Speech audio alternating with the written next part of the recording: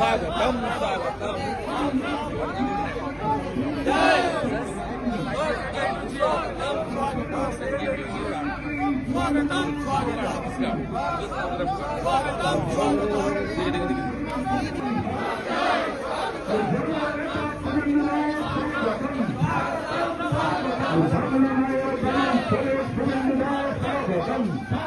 পুষ্পার্ঘ অর্পণ করছেন।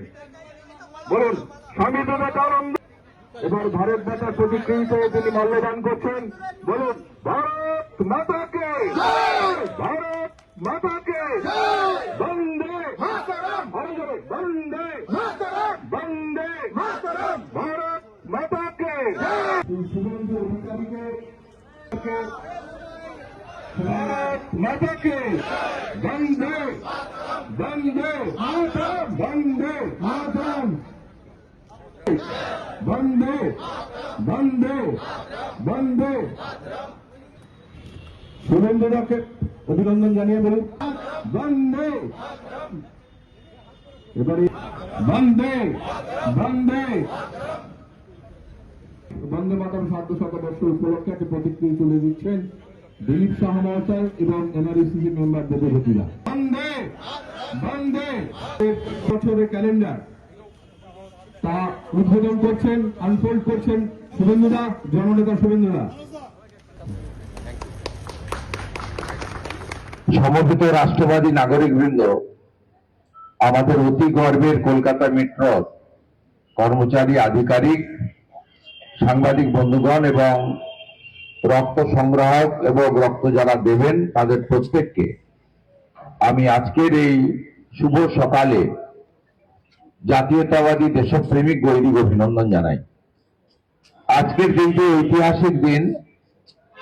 বীর সন্ন্যাসী, যুব বিশ্ববন্দিত যুব সন্ন্যাসী, প্রকৃত যুবরাজ, যিনি আধ্যাত্মিক চেতনা জাগ্রত করার মধ্য দিয়ে ভারতবর্ষকে বিশ্বের সর্বোচ্চ শিখরে নিয়ে গেছিলেন, স্বামী বিবেকানন্দের আজকে জন্ম জয়ন্তী। গোটা ভারতবর্ষব্যাপী এমনকি পৃথিবীর বিভিন্ন দেশে আজকে এই দিনটি যুব দিবস হিসেবে প্রতি বছরের মতো পালিত হচ্ছে। আমরা এখানে একটি মহৎ কার্য করার জন্য সমবেত হয়েছি, অর্থাৎ ক্যালকাটা মেট্রো রেলের কর্মচারী সংঘ তার আজকে স্বামীজির প্রতি শ্রদ্ধা জ্ঞাপন করে রক্ত দান একটি উৎসব এখানে করছেন, যার সূচনা আমরা ইতিমধ্যে করলাম। আমি মাননীয় বিপ্লব সরকার, সঞ্জীব মুখার্জি, মানস মজুমদার সহ যারা এই সংগঠনের কর্ণধার, ভারতীয় মজদুর সংঘ অনুমোদিত, তাদের প্রত্যেককে আন্তরিক কৃতজ্ঞতা ধন্যবাদ জানালাম যে এই অনুষ্ঠানে তারা আমাকে আমন্ত্রণ করেছেন এবং তাদের উষ্ণ অভ্যর্থনা দিয়ে আপনাদের সঙ্গে আমাকে সম্পৃক্ত করেছেন। আমাদের ডিজিএম র্যাঙ্কের আধিকারিক মিস্টার কান্নান এখানে আছেন। I would like to convey my best regards to Mr. Kannan. আপনারা সবাই জানেন আমি দু চারটি কথা নিবেদন করব স্বামীজির উদ্দেশ্যে বা স্বামীজির ভাবনা আপনাদের সামনে আনার জন্য। স্বামী বিবেকানন্দ খুব অল্প সময়ের জন্য আমাদের ধরাধামে এসেছিলেন এবং মূলত তিনি পৃথিবীতে এসেছেন আমাদের মধ্যে যে লুক্কায়িত চেতনা তাকে জাগ্রত করার জন্য। এই বিশ্ববন্দিত যুব সন্ন্যাসী 1893 সালে সনাতন হিন্দু ধর্মের প্রতিনিধি হিসেবে শিকাগো ধর্ম সম্মেলনে গিয়ে ভারতবর্ষকে এবং হিন্দু ধর্মকে পৃথিবীর সর্বোচ্চ জায়গায় পৌঁছে দিয়েছিলেন তার সেই অমূল্য ভাষণের মধ্য দিয়ে। স্বামী বিবেকানন্দ যা যা বলে গেছেন আজকের দেশের প্রধানমন্ত্রী নরেন্দ্র মোদীজি সেগুলোই কার্যকর করার চেষ্টা করছেন। স্বামী বিবেকানন্দ মহোদয়, তিনি শিক্ষা, স্বাস্থ্য, কৃষি, বিজ্ঞান এবং মানুষ কিভাবে উপযুক্ত তৈরি হতে পারে তার সব দিশা আমাদের মধ্যে দেখিয়ে দিয়ে গেছেন। যখন পহেলগামের ঘটনা ঘটে, অপারেশন সিঁদুর হয়, যখন আমরা তেরঙ্গা পতাকা হাতে দেশপ্রেমের কথা এবং ভারতবর্ষের জন্য আমরা সবাই রাষ্ট্রবাদের পক্ষে রাস্তায় নামি, এই ভাবনা কিন্তু স্বামী বিবেকানন্দের ভাবনা। স্বামী বিবেকানন্দের আদর্শে উদ্বুদ্ধ হয়ে বিলাসবহুল জীবন ছেড়ে মার্গারেট এলিজাবেথ নোবেল, যাকে আমরা ভগিনী নিবেদিতার নামে চিনি, তিনি কলকাতায় এসেছিলেন সেবা কার্য করার জন্য। তিনি একটি বই লিখে গেছেন, যে বইটার নাম হলো দ্য মাস্টার অ্যাজ এ সহিম, আমার গুরুদেবকে আমি কি চোখে দেখেছি। সেই বইয়ের মূল প্রতিপাদ্য ছিল the queen of adoration was his motherland, অর্থাৎ স্বামী বিবেকানন্দের চোখে তার আরাধ্য দেবীর নাম ছিল কে? ভারত মাতা, ভারতবর্ষ। তাই আমি আজকে স্বামী বিবেকানন্দকে শ্রদ্ধা নিবেদন করতে গিয়ে কথাগুলো উল্লেখ করলাম। স্বামী বিবেকানন্দ বলে গেছেন যে দরিদ্র নারায়ণ সেবা করো, খুব তাড়াতাড়ি ঈশ্বরের কাছে পৌঁছে যাবে। স্বামী বিবেকানন্দ বলে গেছেন যত্র জীব তত্র শিব, অর্থাৎ ভগবান মহাদেব মানুষের মধ্যেই বিরাজমান। স্বামী বিবেকানন্দ বলে গেছেন শিব জ্ঞানে জীব পিতা, অর্থাৎ তুমি শিবকে স্মরণ করে মানুষকে পূজা করো। এই কথাগুলোর মধ্যে দিয়ে তিনি সনাতন ভারতবর্ষকে জাগ্রত করে দিয়ে গেছেন। তিনি দেহ রাখার আগে মঠ ও মিশন প্রতিষ্ঠা করেছিলেন। বেলুর মঠ তার হাতে প্রতিষ্ঠিত। এই মঠ এবং মিশন গোটা পৃথিবীতে ছড়িয়ে গেছে।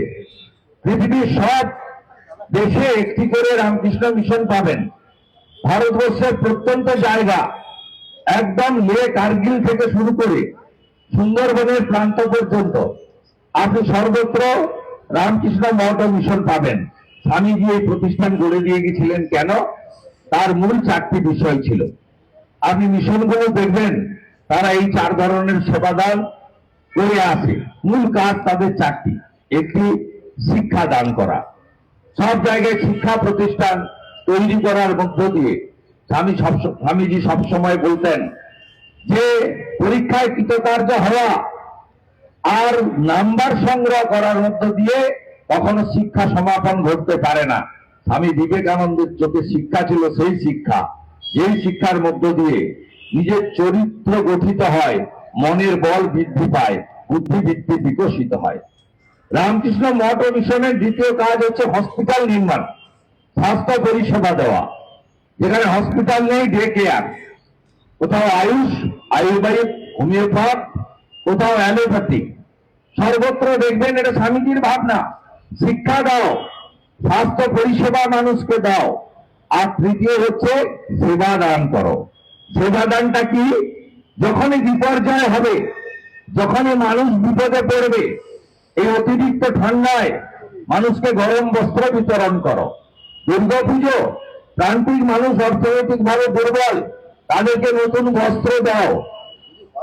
আজকে বন্যা হলে, আজকে বিপর্যয় হলে স্বামীজির ভাবনায় সেবা দান করার মধ্য দিয়ে তিনি বলে গেছেন।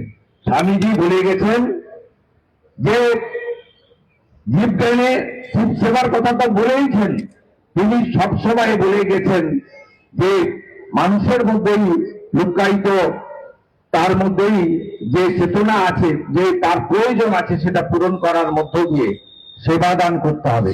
স্বামীজি বলে গেছেন ব্রহ্ম হতে কীট পরমাণু, সর্বভূতে সেই প্রেমময়, মন প্রাণ শরীর অর্পণ করো এসকে, এসবের পায়ে ও মুখে সম্মুখে তোমার ছাড়ি, ওটা খুঁজিছে ঈশ্বর, বুঝে প্রেম করে যেই জন, সেই জন সেদিকে ঈশ্বর।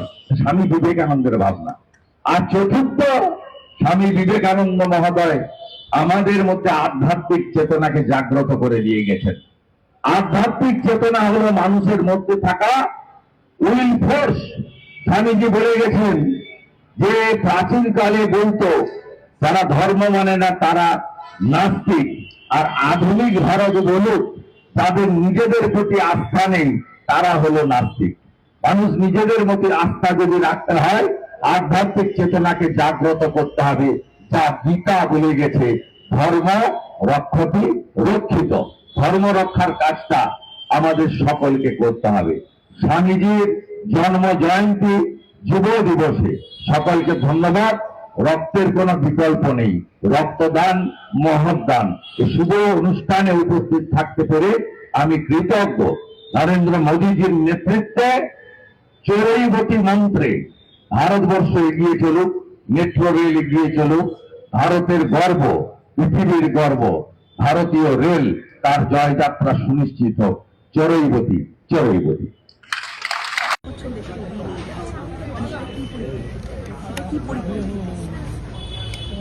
গোটা ভারতবর্ষ জুড়েই শিক্ষা বলুন, স্বাস্থ্য বলুন, আয়ুষ্মান ভারত বলুন,